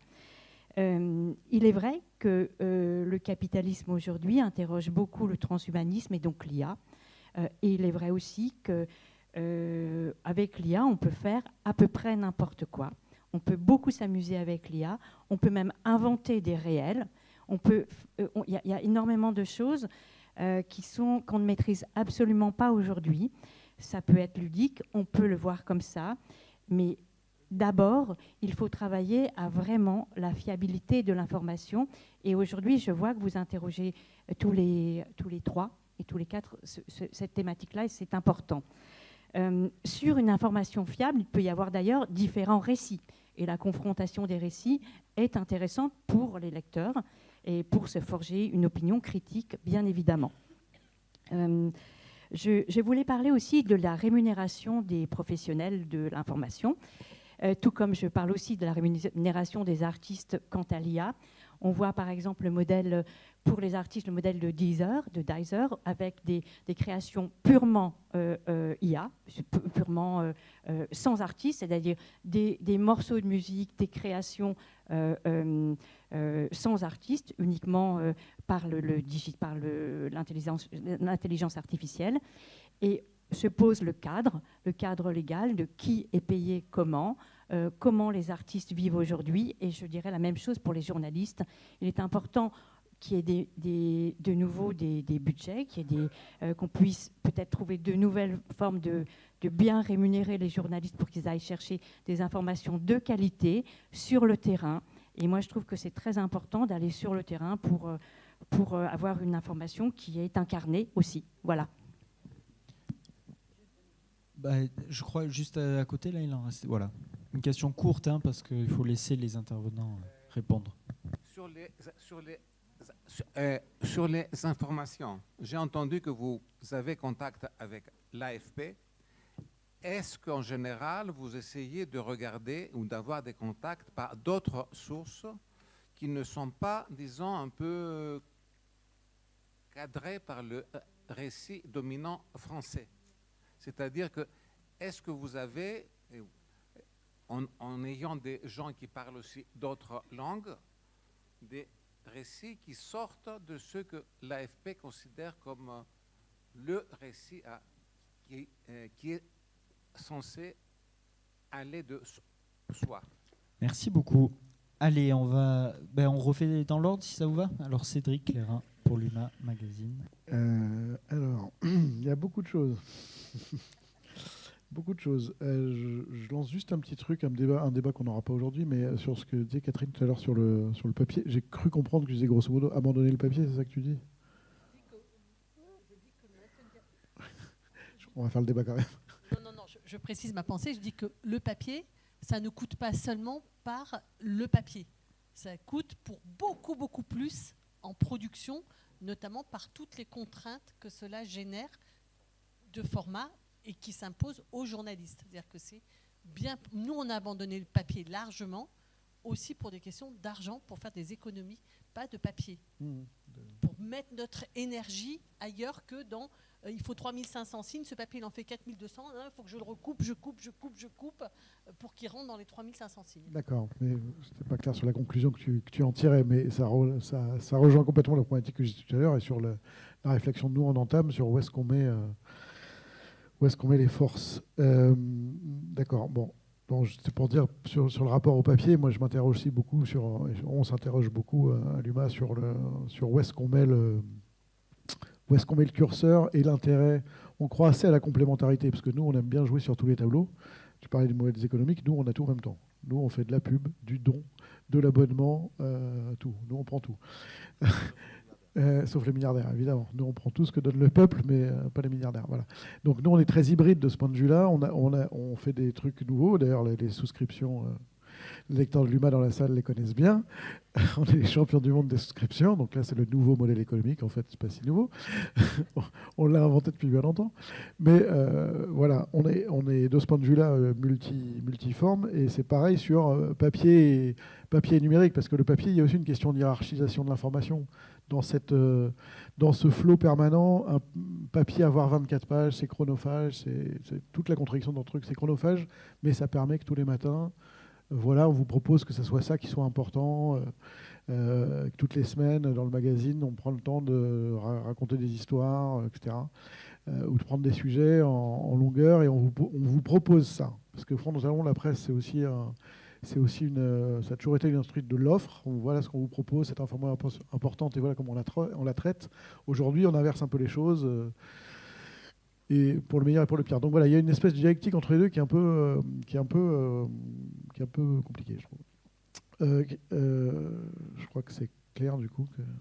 Tu mets le doigt sur un point important que je voulais évoquer sur les hébergeurs et surtout les moteurs de recherche. Parce que ce que je vous disais tout à l'heure, par exemple, sur l'audience de l'humanité, le fait qu'on ait beaucoup augmenté notre audience. Mais en fait, pour vous prendre une métaphore simple, je ne sais pas si je vais y arriver, en fait, ce n'est pas nous qui décidons, quoi.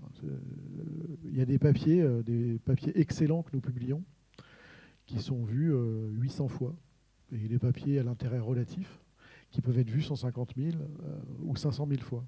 Parce que, référence à madame derrière, qui disait quand vous ouvrez Firefox, il y a des articles qui sont proposés. Et ben ça, à l'échelle Google, avec Discover, etc., ça, c'est un booster dingue pour l'audience. Donc, en fait, c'est Google, Facebook pour sa part, Twitter pour la sienne, chacun des GAFAM avec ses modèles de sélection d'actualité qui choisissent ce que vous allez voir et qui choisit la fréquentation que nous, on va avoir. Donc c'est comme si, je vais arriver à faire ma métaphore, c'est comme si avant il y avait des kiosques où on avait le droit d'être et d'autres on n'avait pas le droit d'être. Le kiosque est au milieu de des tours où il y a 10 000 habitants, on a le droit d'y être, et là où on n'a pas le droit d'y être, et là où il y a 3 personnes, on a le droit d'y être, et inversement. Donc on est complètement dépendant de ça, et je pense que ça, on n'a pas conscience de ça souvent quand on fait toute la journée. L'information que vous consommez, entre guillemets, pour une grande part, ce n'est pas vous qui choisissez ce à quoi vous avez accès, et nous, inversement, on essaye de produire l'information de la meilleure qualité, mais il y a d'autres gens qui vont choisir pour nous quel papier est intéressant et quel papier ne l'est pas. Et inutile de vous dire qu'en général, pour parler de ce que je connais le mieux, le magazine par exemple, c'est plus souvent la recette de cuisine de choucroute que va choisir certains moteurs de recherche que l'histoire sur les exilés fiscaux, par exemple, qu'on a fait la semaine dernière, quoiqu'il a plutôt bien marché sur le web celui-là, mais pour d'autres raisons. Donc c'est une vraie question démocratique aujourd'hui de comment est-ce qu'on on accède à l'information parce que tous les tuyaux aujourd'hui sont possédés. Madame disait, Internet c'est capitaliste. Internet, comme tout, était un champ très ouvert il y a 25 ans et les capitalistes ont très bien mis le doigt dessus en créant des simili grands services publics de la recherche, grands services publics du réseau social jusqu'au jour où ils ont privatisé tout ça et qu'on est maintenant prisonnier. Et ce qui fait que l'information, ils la contrôlent complètement. Sur la fiabilité de l'information, je ne vais pas m'étendre, mais c'est effectivement le cœur du sujet, d'autant que ce qui est assez inquiétant, c'est que... alors c'est très compliqué cette histoire d'un Fox, comme Pierre-Laurent en parlait tout à l'heure, parce qu'on dit tout et n'importe quoi. Donc je ne vous donnerai pas de chiffres sur le nombre de fausses informations qui circulent, parce que on peut compter un peu tout n'importe quoi là-dedans. Mais ce qui est assez inquiétant, c'est qu'on voit bien que à multiplier les sources d'information, à précariser le métier de journaliste, à avoir des pressions idéologiques de plus en plus fortes des milliardaires pour les uns, mais aussi dans le service public, on en arrive à du n'importe quoi. Je ne sais pas si pour vous, moi j'ai été sidéré par ce qui s'est passé sur le service public avec, je ne sais plus son prénom, Bouillaguet avec Bompard, sur l'histoire de Mamdani. Ça, pour moi, c'est absolument sidérant d'avoir une journaliste du service public qui fait 4 erreurs factuelles en 3 phrases à 1 heure de grande écoute sur le service public, etc. Et avec, parmi celles-là, des erreurs qui sont de l'ordre du biais idéologique et d'autres qui sont hallucinantes. Ne pas savoir que l'UNRWA n'est pas une association de quartier antisémite, enfin, c'est pratiquement ça. C'est hallucinant. Ça nous montre un peu là où on en est, le métier, les structures. Et pour en avoir parlé, et là je rejoins aussi ce qui a été dit tout à l'heure, il ne faut pas jeter le bébé avec l'eau du bain. J'en ai parlé moi avec des journalistes de France Info où j'interviens de temps en temps, qui étaient effectivement complètement atterrés de ça. Derrière, la direction n'a pratiquement pas bougé. Ils ont fait un communiqué, ils se sont justifiés la semaine d'après. Mais ça a été très très faible comme réaction, alors que normalement, là c'était vraiment la crédibilité des journalistes, la crédibilité du service public qui était mis en cause. Ils n'ont pas réagi plus que ça, ce qui était assez terrifiant. Et bien sûr, je ne développe pas sur tout ce qui se passe sur CNews toute la journée, mais ce qui fait que le défi que nous avons, nous, c'est effectivement d'être irréprochable dans la fiabilité de l'information et de proposer ça dans cet océan d'un peu tout et n'importe quoi, de dire chez nous, vous aurez non seulement telle information que vous n'irez pas ailleurs, mais on vous garantit qu'elle sera fiable. On peut toujours faire des erreurs.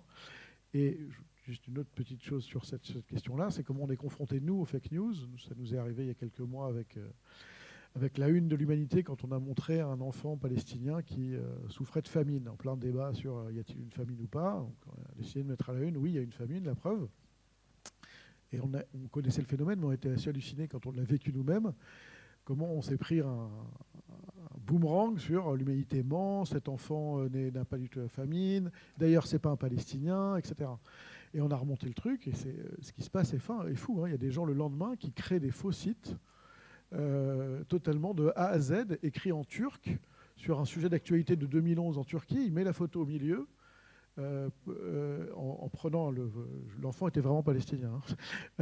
Il le met dans cet article-là, et puis après, ils diffusent ça à des millions d'exemplaires pour dire regardez, c'était un site turc en 2011 qui parlait de cet enfant, donc il n'est pas du tout palestinien en 2025, il est turc en 2011. Ils ont créé la fausse nouvelle eux-mêmes et ils diffusent partout pour décriviser une information qui était exacte. Donc le lendemain, nous aussi, on a appuyé sur les réseaux sociaux, les preuves de trucs, mais c'est assez hallucinant, et on se retrouve évidemment dans une bataille de légitimité où je ne suis pas sûr qu'on sorte toujours gagnant d'ailleurs. Et juste, je finis, pourquoi HD en HM, il faut quand même que je réponde, pourquoi on a passé l'Humanité dimanche en Humanité Magazine. C'était un peu un crève-cœur, mais étant donné qu'on a fait le choix, quand on a recréé l'Humanité dimanche sous forme de magazine il y a presque 20 ans, là on va fêter le 1000e numéro du magazine. C'était en 2006, on l'a recréé comme un magazine qui sortait le jeudi en même temps que les magazines, qui était toujours diffusé le samedi et le dimanche sur les marchés, mais qui sortait le jeudi en même temps que tous les magazines. Et honnêtement, plus personne n'y comprenait rien sur l'Humanité dimanche, qui sort le jeudi, mais qui est diffusé aussi le samedi, etc. Donc ça parlait très fort aux militants, à nous, aux journalistes très attachés, un peu moins en dehors. Donc on a fait le pari de faire un truc un peu plus lisible. On avait un peu peur de la réaction des lecteurs, mais a priori, ça s'est bien passé. Merci beaucoup. Allez, Catherine Tricot, pour répondre aux questions, et notamment sur le modèle économique. Je vais vous dire des toutes petites choses rapides. Alors moi, j'ai fait partie de ceux qui ont protesté quand c'est passé de magazine, de Dimanche à Magazine. Et je le disais, j'ai écrit à Pierre Laurent une lettre assez artistique pour lui dire le dimanche, c'est un mot, une promesse, c'est une utopie. Passer de Dimanche à Magazine et ne pas voir le truc, je dois dire qu'à l'époque, j'y avais vu un certain décadence de la pensée politique. Voilà. Ah ben, oui, ne pas voir ce que ça portait comme promesse. L'humanité dimanche, c'est une promesse, c'est la promesse du jour où on ne travaille pas, où on est libre. Et quand vous êtes passé de Dimanche à Magazine, je me suis dit, pitié, où en est le PC? Bon, chacun en tirera les... Non, mais Juste, c'était pas à Pierre Laurent qu'il fallait écrire, parce que Pierre Laurent, à l'époque, n'avait plus aucune responsabilité. Je suis désolée, c'était Pierre Laurent qui en était à l'époque, quand c'est passé de Magazine à Dimanche. De Dimanche à Magazine. Ah mais non, c'était... Ah mais il était nulle part. Non, ni à l'un ni à l'autre. Bah, c'était il y a 4 ans, hein, c'est pas vieux. Hein. Non, 20 ans. Ah, tu parles de Hebdo. Tu parles de Hebdo, de Humanité Dimanche à Hebdo. Voilà, de Dimanche à Hebdo. Ah oui, mais ça c'était l'épisode précédent. Enfin, bon, Magazine, c'était il y a 4 ans. Oui, non, mais peu importe, voilà. Peu importe, en tout cas, ce que je veux dire, c'est que les mots ne disent plus que eux-mêmes. Dimanche, c'est pas que un jour du 7e jour. C'est une promesse de liberté et j'avais trouvé ça super triste quand ça avait été abandonné. Point. Ce que je voulais dire, deux petites choses à propos des tuyaux. La première chose, c'est que nous, regarde, on a quitté AWS, qui était historiquement notre hébergeur, qui est en fait Amazon, qui est aux États-Unis, et ça nous a coûté les yeux de la tête et ça nous a pris 3 mois de travail très complexe pour quitter Amazon et arriver en France, parce qu'on l'a fait cet automne, parce que je me dis que le jour où Trump décidera que les journaux hébergés dans les GAFAM seront interdits parce qu'ils seront islamo-gauchistes ou je ne sais quoi, on va nous couper le sifflet. Donc on a pris la décision et ça nous a coûté vachement cher de faire cette mutation et on l'a ramené en France, en espérant que cette mauvaise idée ne viendra pas à d'autres. Ça, c'était la première chose. Et la deuxième chose, c'était aussi toute l'utopie qui a vraiment gagné les journaux et notre univers, qu'on allait pouvoir, avec les réseaux sociaux, s'en sortir. Et tout le monde a cru à ça, avec Facebook, machin, les réseaux. Enfin voilà, on a pensé. Et d'ailleurs, de fait, nous avons été comme beaucoup de médias indépendants, portés par les réseaux sociaux d'origine. Un article était partagé sur les pages Facebook qui étaient regardées, etc. Et puis, il y a eu une reprise en main des réseaux sociaux. Et moi, vraiment, je peux vous dire, quand on regarde le nombre d'articles vus depuis Facebook, parce que nous, on sait d'où viennent nos lecteurs. Hein. On sait s'ils viennent cliquer directement sur regard.fr ou s'ils sont amenés par d'autres, par où ils arrivent. Et ceux qui arrivaient par Facebook, mais on a fait... Je veux dire, mais ça s'est passé en un mois. En un mois, on a été blacklisté de Facebook. C'est-à-dire que nos articles n'étaient plus proposés aux gens qui avaient des pages Facebook, et ça a été la même chose pour Google, etc. C'est-à-dire que vraiment, et si au départ on a créé la newsletter, c'est en fait on s'est dit il faut qu'on invente notre propre véhicule. C'est-à-dire comment on fait pour faire savoir qu'on a publié un article, dans la mesure où c'est pas les moteurs de recherche qui vont venir nous porter, alors que jusque-là ils nous portaient. Il y a eu vraiment une reprise en main il y a 3 ans à peu près, hein, je pense à 3-4 ans. Facebook, Google, tout ce monde-là, ça s'est passé, mais maintenant c'est la folie, quoi. Je veux dire, c'est très peu d'articles de la presse, de la petite presse un peu critique passe le cap. Nous, mais c'est quoi? C'est 3 par an qui sont référencés par Google. Et puis alors pas simplement ça, c'est aussi les moteurs de recherche. Quand vous tapez, je sais pas quoi, vous voulez savoir Mamdani, même si on a fait un bon papier très rapidement dessus, on arrive en 28e page. C'est-à-dire on n'est plus référencé par les moteurs de recherche, par les réseaux sociaux, etc. Donc on a dû penser, on a dû sortir de notre illusion que le supercapitalisme allait nous aider à nous développer, et on a développé notre... C'est pour ça qu'il y a une espèce de de trucs hyper... un mouvement vraiment très, très, très rapide qui s'est créé en 10-15 ans et qui demandait à chaque fois d'inventer comment on allait réagir face à ça. On se prend dans la poire le fait qu'on est blacklisté par Google et Facebook. Comment on fait ? On anticipe que Trump va couper un jour les...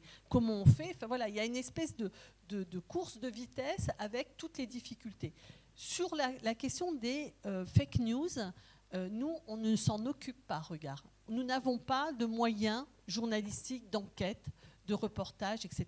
Voilà, ça, je le dis très franchement, on fait confiance à l'UMA, on fait confiance au Monde, on fait confiance à Libé, on fait confiance à Mediapart. On sait qu'il y a il faut des grosses rédactions.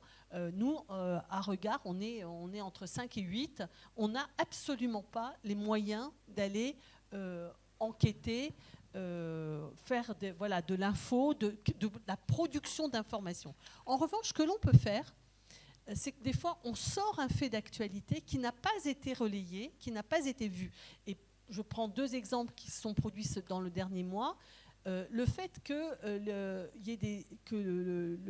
tableau de Courbet, vous avez vu ce truc qui est parti aux Émirats arabes, et que c'était en fait pas du tout la première fois, mais qu'il y avait de très nombreux tableaux français sur lesquels le ministère de la Culture n'avait pas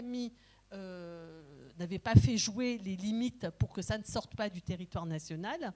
Bon, ben ça, c'est pas une info qu'on a eue en première main, nous n'avons pas enquêté là-dessus, on l'a lu dans Le Monde, mais par contre, on en a fait une newsletter. C'est-à-dire qu'on a repris l'info et on l'a mis, et du coup, ça a été repéré, parce que notre newsletter, elle est lue par des abonnés lambda, ben elle est aussi très lue par des journalistes, des éditorialistes, et donc il y a vachement de gens qui ont eu cette information alors qu'elle était noyée dans une des pages de l'UMA, du Monde, c'est en l'occurrence. Et l'autre info, ah ben oui, si, c'est la menace que Téhéran déménage d'ici Noël. Voilà, cette info est passée complètement sous les radars, mais il n'y a plus d'eau. Il n'y a plus d'eau à Téhéran. Et que donc, là, ils sont en train d'essayer d'envoyer de l'argent, des poussières d'argent dans les nuages pour faire pleuvoir sur Téhéran, parce qu'il n'y a plus d'eau. Et que s'il n'y a pas d'eau à Noël, d'ici la fin de l'année à Téhéran, ils envisagent de déménager Téhéran. Donc c'est un truc de dingue, hein. Je veux dire, Téhéran, c'est 14 millions d'habitants, c'est le cœur économique, administratif, politique de l'Iran. Donc cette info qui était dans un article du Monde, encore une fois, comme ça, nous on l'a pris, on l'a mis en une de notre newsletter. Ce que tu disais, c'est qu'en fait, la fonction d'un journal, c'est aussi d'un média, c'est aussi de proposer une hiérarchie dans l'information. Information pléthorique. Donc le simple fait de choisir permet de faire ressortir des choses que les gens n'ont pas vu. Voilà. Dernier point sur le modèle économique de Regard. Alors nous, on a inventé un concept, c'est le concept de l'abonnement qui est plus cher que le numéro. C'est-à-dire que si vous vous abonnez à la revue Regard, vous payez plus que si vous l'achetez au numéro. Parce qu'en fait, nous incorporons dans le prix de l'abonnement le fait que ça paye le site internet. Donc on a quand même une manne substantielle, c'est-à-dire que le numéro, la revue, c'est 20 balles et l'abonnement, c'est 60. Donc en fait, il y a incorporé dans... C'est quand même assez vache, mais c'est quand même assumé de notre part, c'est que nous diffusons, pour l'essentiel, tout est gratuit, sauf la revue. Et donc, nous avons incorporé dans le coût de l'abonnement un coût de soutien à toutes nos productions. Par ailleurs, nous faisons comme tout le monde, nous faisons appel aux dons, nous prenons un peu de publicité, et surtout, ce que nous faisons comme pas mal de journaux, c'est-à-dire qu'en fait, nous vendons nos prestations. C'est-à-dire qu'on a des compétences, par exemple, de maquette, de design, de choses comme ça, d'animation de débat ou des trucs comme ça. On se fait payer pour ce genre de choses. Ça représente, le budget de Regard, c'est 450 000 € par an. Bon, bon an, mal an, ça peut représenter autour de 40 000 € par an de faire des prestations. Donc, si vous êtes demandeur de nos services, sachez que nous vendons avec grand plaisir nos services, que nous ne sommes pas trop mauvais pour faire ça. Et dernière chose, oui, la télé nous paye, mais vraiment pas beaucoup. Il n'y a pas beaucoup d'émissions qui payent à la télé. Par exemple, Arte, tout à l'heure, on l'a dit, qu'Arte paye et paye très bien. C'est 450 balles le passage sur Arte, ce qui est 3 fois le prix d'une presta normale. Dans la pige normale dans une émission de télé, quand elle est payée, c'est 150 balles. Mais par exemple, moi je faisais France 24 depuis 3 ans, tous les jeudis soirs. Bon, ils ont arrêté de payer, ils donnaient 150 balles, ils ont arrêté de payer, j'ai arrêté d'y aller. Alors, non. Alors, et dernière chose, moi, je suis architecte. Donc, moi, je suis payée par mon métier d'architecte. Donc, tout ce que je fais à Regard, c'est gratos. Donc, ça fait partie. Martelly, si vous le connaissez comme certains d'entre vous sont historiens, c'est un historien qui est à la retraite. Quand Martelly écrit, c'est gratos. Mais on est quelques-uns. Et on a quand même aussi Bernard Marx, qui est un économiste aussi, c'est gratuit. Dominique Vidal, c'est gratuit. On a un réseau d'intellos qui écrit gratuitement et on a des journalistes en pied qui, eux, sont payés. Mais ça rentre dans l'écosystème, le fait d'avoir des intellos qui écrivent gratuitement. Merci William Bouchardon. Merci. Pour compléter un petit peu ce qui a été dit, d'abord sur la toute première question, rapidement, est-ce que les journaux gratuits, je pense à 20 minutes par exemple, qui étaient distribués, ça existe toujours, hein. Je pense qu'ils distribuent un peu moins, mais ça existe encore dans des gares ou quoi, de voir des petits stands ou dans les aéroports. Mais est-ce qu'ils ont fait du mal au système de la presse? Oui, évidemment. Après, par rapport à Internet, de manière générale, et l'accoutumance qu'on a de voir de l'information gratuitement sur Internet, je pense que ça reste finalement assez marginal pour la situation de 2025, mais oui, c'est sûr que ça a fait du mal. Peut-être pour revenir sur la question des plateformes et de l'hébergement, voilà, de tous les impacts que ça a. Nous, depuis le début, on a tout de suite compris qu'il y avait des enjeux de souveraineté numérique et que de toute façon, derrière les différentes plateformes, il y a des enjeux de qui contrôle quoi et du coup ce que ça permet de faire. Donc sur le site internet, on a toujours été hébergé chez OVH, qui est l'hébergeur français de base, le plus important. Et sur après tout ce qu'on a pu développer en interne sur le site ou sur notre application, etc., on essaie de passer uniquement par des entreprises françaises, et jusqu'à présent on y arrivait quasiment tout le temps. Donc on est plutôt content, même si après se posent aussi des questions plus larges, hein, mais sur l'extraterritorialité du droit américain, pour prendre cet exemple-là, qui malgré tout, on voit que même d'un point de vue juridique, notre pays est en fait très largement soumis à ce qui est décidé par d'autres, alors à la fois à Bruxelles, mais encore plus parfois aussi par le Congrès américain. J'essaie de reprendre un peu les questions dans l'ordre. Toujours aussi sur la question des plateformes, je partage tout à fait ce que vous avez dit, Catherine, sur les réseaux sociaux et l'illusion qu'il y a pu y avoir. Nous, on l'a très bien vu, c'est-à-dire que lorsqu'on s'est créé en 2016 et dans les quelques années qui ont suivi, on a quand même réussi à percer un peu grâce à ça, et tant mieux. Et puis, assez vite, autour de 2021, 2022 à peu près, il y a eu pas mal de réformes d'algorithmes qui ont été très défavorables, notamment parce que c'est ce qui était beaucoup plus mis en avant, c'est la vidéo. Donc nous, on fait quasiment que de l'écrit, donc forcément, on en est victime. Et aussi parce que tout simplement, il y a une telle profusion de contenu que du coup, ces plateformes ont acquis une telle puissance et une telle audience qu'elles ont simplement dit, vous voulez être vu, maintenant il faut payer, et il faut payer toujours plus. Donc nous, on s'est refusé de le faire parce que les dons de nos lecteurs, on a envie qu'ils servent à autre chose que cela.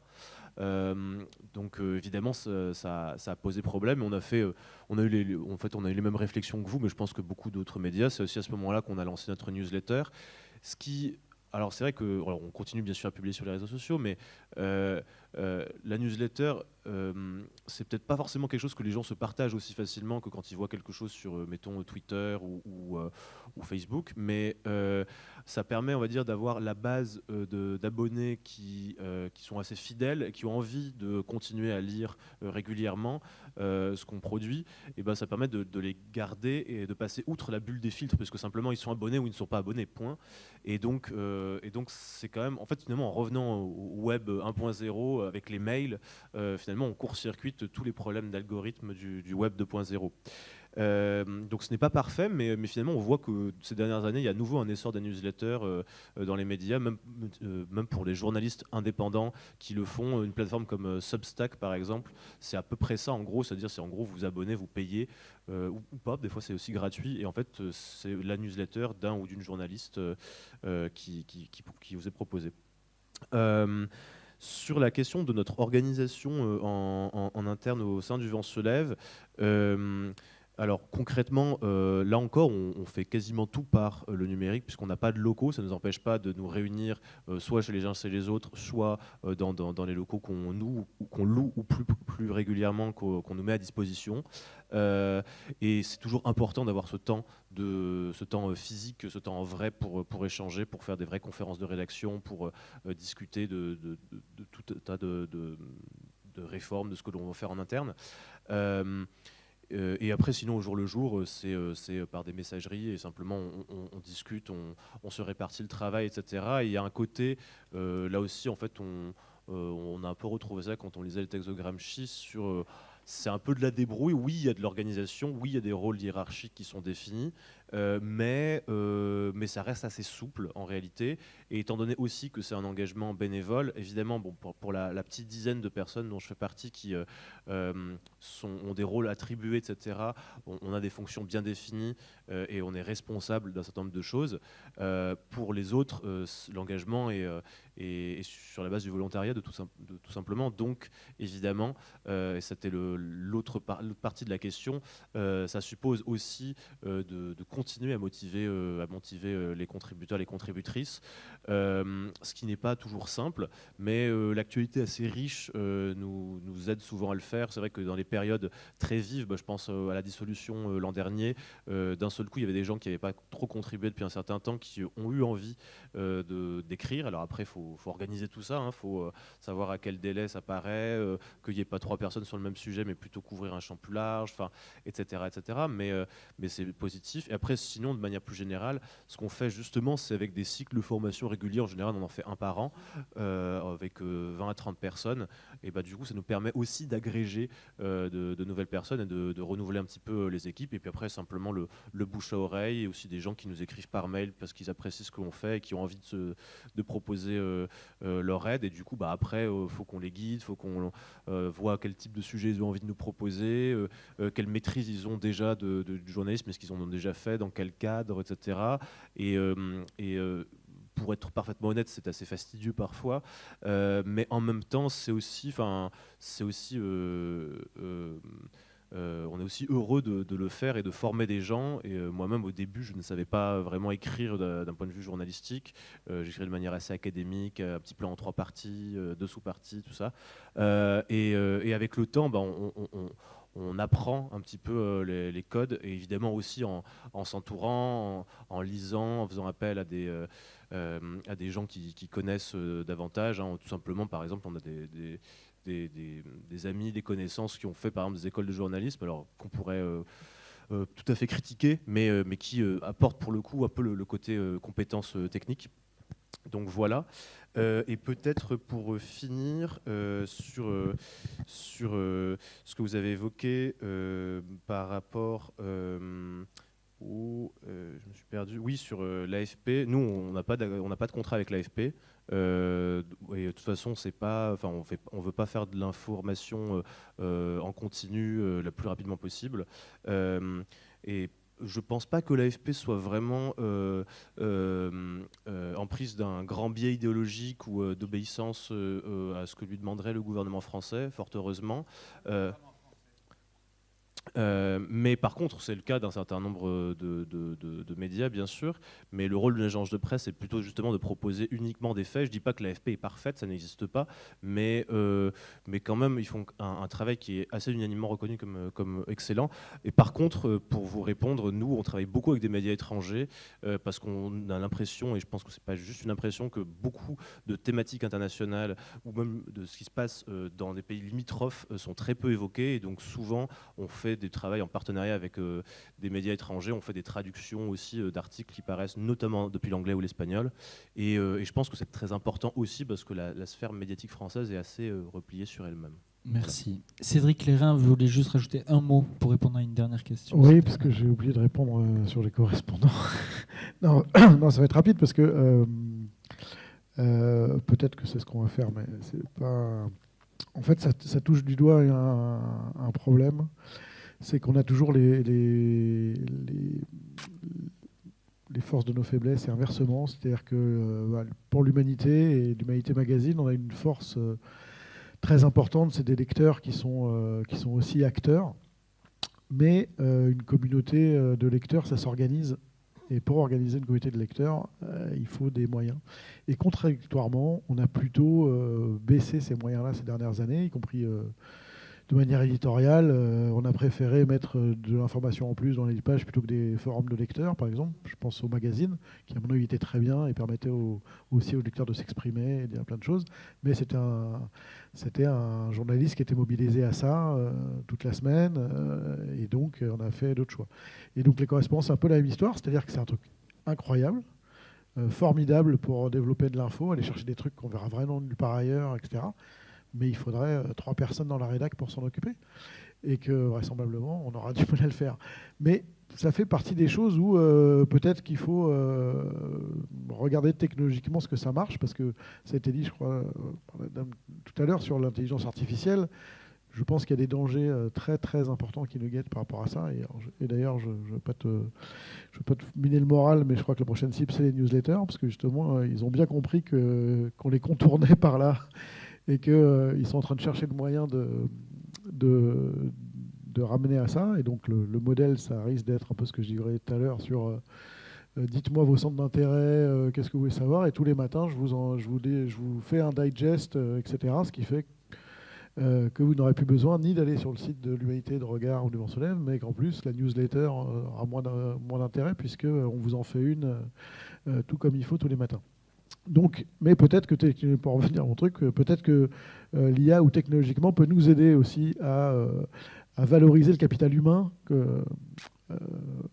paradoxalement, pour réussir effectivement à ce que des lecteurs qui aujourd'hui ont des moyens technologiques et de communication qui n'étaient pas le cas à l'époque des correspondants de l'Humanité puissent être utilisés. Et j'ai un tout dernier mot sur l'AFP. Nous, on l'utilise beaucoup, mais avec un regard critique, notamment à l'étranger. Ils font un boulot, il faut le dire, je ne sais pas si c'est ce que tu voulais dire, mais ils font un boulot parfois assez excellent sur le lexique. Par exemple, dans toute la pression idéologique post-7 octobre sur le terme de terrorisme, eux refusent d'utiliser le terme terrorisme, l'AFP, non pas parce qu'ils pensent que le Hamas c'est bien ou le machin c'est méchant, mais c'est juste qu'ils considèrent que c'est une notion politique et qu'en tant qu'agence de presse, ils n'ont pas utilisé un truc politique. Et eux ont cette politique-là, comme toutes les grandes agences de presse internationales, et ils ont une pression de dingue. On les a traités d'islamo-gauchistes, évidemment, parce qu'ils ne voulaient pas dire terroristes, alors que ça n'avait rien à voir. Et ils ont tenu, ils ont même fait un mémo pour expliquer pourquoi, etc. Et sur ce genre de choses, ils sont très utiles parce qu'ils gardent... ça ne les empêche pas d'avoir des biais idéologiques. Et nous, on a toujours un regard aussi très critique, notamment à l'international, sur la manière dont ils traitent les choses.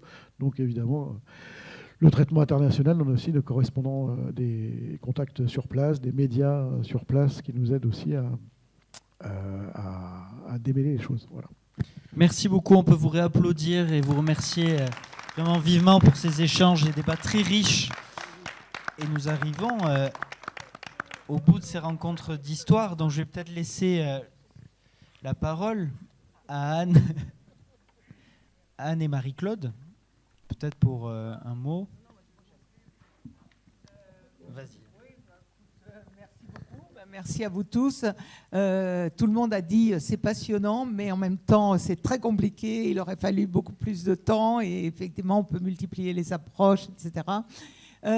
Donc merci à tous ceux qui ont suivi jusqu'au bout.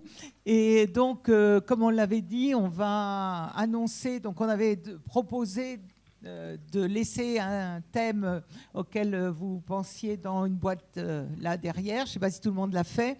Donc, Fatima a très honnêtement lu tous les bulletins et donc a fait une liste. Et voilà ce que ça donnerait pour l'année prochaine, vos choix. Alors, est-ce qu'on va suivre vos choix ? Alors, travailler sur la guerre, peut-être qu'on pourra le remodeler autrement pour que ce soit peut-être moins sombre. Mais en tout cas, l'idée, c'est de faire une histoire du peuple dans la guerre. Apparemment, le travail, ça nous motive aussi, et ce n'est pas très étonnant. Et s'associer, faire vivre la fraternité, qui était ma proposition initiale, peut-être un peu abstraite et un peu... voilà, mais sur laquelle nous reviendrons plus tard, puisque... voilà. Voilà, j'avais pensé au triptyque, effectivement, égalité, liberté cette année, fraternité, mais ce sera pour une année à venir. Voilà, donc j'espère que ça ne vous laisse pas partir sur quelque chose de trop sombre comme perspective, mais vous pouvez commencer, voilà, on pourra travailler évidemment sur la paix aussi, puisque refuser la guerre, c'est vouloir la paix, mais c'est plus compliqué de vouloir la paix et de construire la paix que de refuser la guerre. Encore que, quand on est soldat et qu'il faut partir, c'est quand même très compliqué de refuser. Nos amis de l'ACA avaient mis le beau portrait d'Alban Liechti, et évidemment, on pensera à Alban l'année prochaine, donc un de ces soldats du refus de la guerre d'Algérie. Et donc, voilà, je crois que chacun pourra recomposer ça à sa façon, en fonction de ses espaces de travail, de réflexion. En tout cas, effectivement, il y avait le portrait d'Alban qui nous a quittés il n'y a pas très longtemps. Voilà. Et à Gennevilliers, voilà, il y a eu beaucoup aussi de résistance face à la guerre à différents moments, et notamment la guerre en Algérie. Donc voilà, on vous laisse partir. On attend vos suggestions, des propositions d'intervenants, de livres, de thèmes. Et voilà, et peut-être qu'on pourra aussi se retrouver pour se féliciter. Bon, merci beaucoup, à bientôt.